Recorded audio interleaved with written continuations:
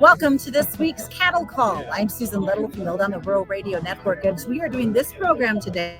What's going on with this cash? Are we going to see any sort of firmness happening?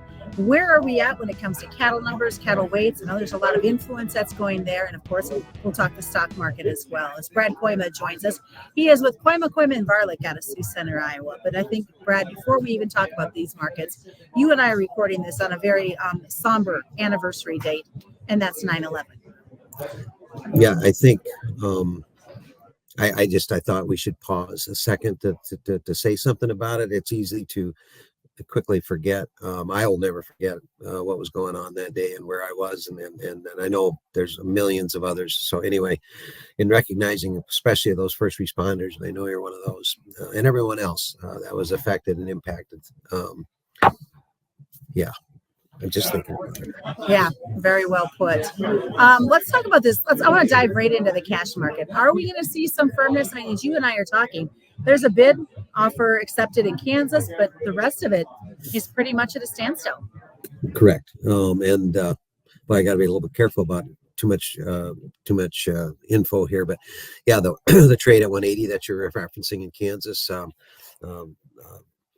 That typically the source of that typically is a guy that sells early, doesn't necessarily feed the highest amount of highest quality kind of cattle, and typically doesn't get the highest price for his cattle either. So I actually could spin that 180, which would be steady with last week, as actually being a little bit supportive, because typically everybody else gets a little more than this guy does now. Nothing personal, okay? But I thought we were seeing some indications toward the end of the week, last week in my neck of the woods, where the market was no runaway, but my brother sells my cattle, but we actually got more for cattle Friday than I did on Thursday. 181 on Thursday, 182 on Friday.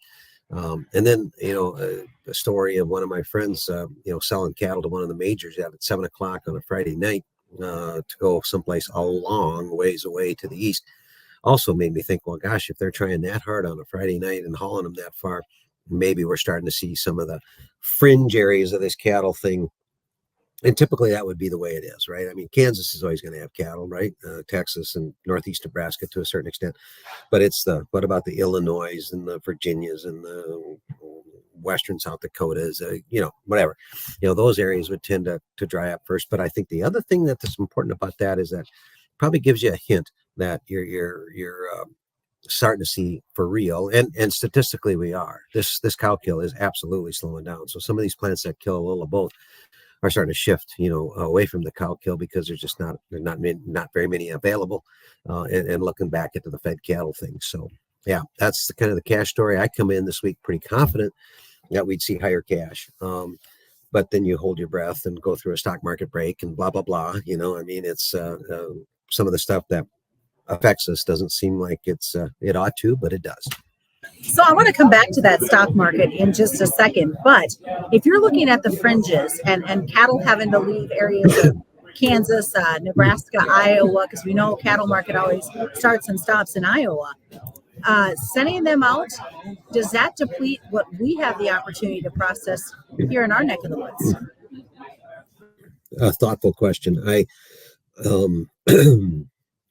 Yeah, the reason we talk a little bit about the North is because the seasonality of the way cattle are raised in the North, right?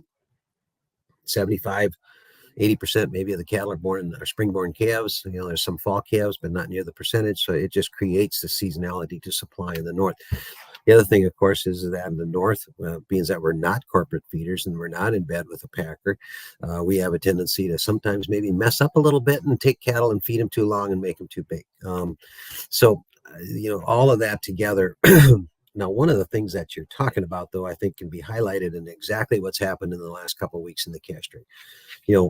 For months, you and I would have this conversation of how much premium the North is to the South, right? And we talk about, well, the numbers are tighter up here. Our cattle are better grading. Got a big choice select spread. We negotiate. They don't. All those reasons. Now, all of a sudden, the South is tightening up. And I think that's why we have gotten back to almost at par, the same price as the North and the South. And I think it's because the South is cleaned up and their supply is getting tighter. And so the packer there is forced to raise their bids to meet what the North is. Now, I'd still like to think that negotiation is worth a little bit. I sure believe it is, and that the quality of the cattle here would still demand a little bit of a premium. So we shall see. I'm hoping maybe this week we can reestablish a little bit of a premium to the south. So let's talk about that stock market now. Are they really connected as tight to the hip as everybody says they are at the moment? It's pretty hard to deny it watching the action again today, right? We had 2 days of it last week, and then we had the anthrax story last week too. So we had plenty of other stuff that I thought the futures market and the cash market would have been better anyway. Without that stuff, I think we would have actually started a little bit better already last week. Today, it's very obvious. Cattle market opened higher. CPI came out mostly as expected, but then they always want to figure out a way to spin it as bad as possible. Stock market had a big sell-off and took the cattle futures right on with it. Now the stock market's higher. How about that? Surprise, surprise. Now cattle futures trading nearly $1 higher and the feeder cattle trading 2.5 higher, which is, I think, is where they should have been already all day. But clearly, once we got the foot off the gas here with the pressure coming from the stock market, then the things come back here too. So it's, yeah, there's a reason you sit around and surrounded by all these other stupid screens that have really nothing to do with cattle. Unfortunately, you got to trade with one eye, behind your back, right? It is crazy how those two kind of all will kind of cross lines. I think more than what we've seen, probably in the last 6 to 8 months, it's become much a stronger influence for this. No question. And it speaks to some of these broader issues that you and I've talked briefly about. I've certainly spent a lot of time talking with people from the CME and other industry leaders about how this contract doesn't seem to attract a long speculator or a natural long. We've got to do something with the messaging. We got to do something to slow down these algos that prey on getting it to break, creating panic. Not very often do they come in here and all of a sudden you go like, oh, what happened there? It looks like the algos bought it. I mean, who's ever heard of that? So yeah, whether they're going to make any significant change, I am not confident at all. The only change that they've made is they're going to lower the limits a little bit. So I was going to say, you're a mind reader. I wanted to talk about that because here at Husker Harvest Days, I've had a couple of guys come up and say, okay, wait a second. Is the lowering the limits official yet? That's why I texted you like I did yesterday. Now, it's obviously still in the discussion stage. Kind of bring us up to speed of where these limits will be, how it kind of came about, because I heard it's from pressure from folks like you asking to do that to keep this market alive. And many others in the auto industry. I'm not sure about all the other cattle groups, but I know the NCBA came down pretty hard on them. They wanted it so when you're reading this about this 3.5 and compared to 4.2 and stuff, it's a formula that's based on the value and the volatility of the market that's going to drive what the daily price limits are going to be. So you might look at that and go like, what does that exactly mean? Same thing I said, but it looks like, okay, don't quote me exactly, but it looks like this would lower limits by about $1. Okay. But, is this a done deal? No, it is not a done deal. It needs to be approved by the CFTC. And for what reason, I don't know, but I understand that there's a lot of pushback from the CFTC to make any changes at all to this contract. I don't understand it. I wouldn't know why they wouldn't. To me, it would slow down volatility a little, at least. Maybe a few long speculators would say, well, at least it isn't quite the wild, playground that it was before because the limits are smaller. We'll see. I don't think it's a lock.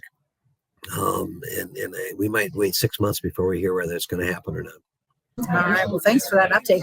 What's the best way for folks to get a hold of you? Well, we still have a phone, 712-722-0023, or check us out on kkvtrading.com. All right. Of course, I appreciate you joining us. Hopefully we keep this momentum going because both of us have a nice big W behind our Vikings win of last week. We'll see what the rest of the season brings, right? And I'll be there. In fact, I'm going to be on the field before the game even this time, so that'll be fun. I am so jealous. Quick reminder to folks, commodity futures options do involve a substantial risk of loss, not suitable to all investors. And that's been this week's Cattle Call on the Rural Radio Network.